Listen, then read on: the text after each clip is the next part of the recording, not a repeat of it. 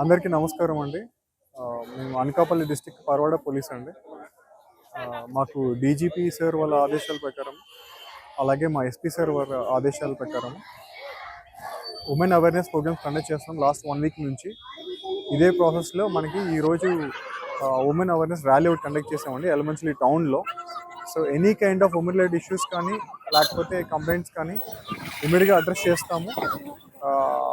అలాగే మన పిల్లలు అయితే ఎవరైతే ఉన్నారో, అలాగే ఉమెన్ ఎవరైతే ఉన్నారో వాళ్ళకి ఏ ఇబ్బందులు ఉన్నా కానీ ఇమీడియట్గా కంప్లైంట్స్ చేయాలని చెప్పి మేము కోరుకుంటున్నామండి.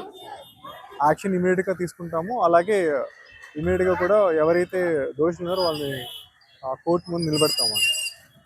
థ్యాంక్స్ ఎవరు.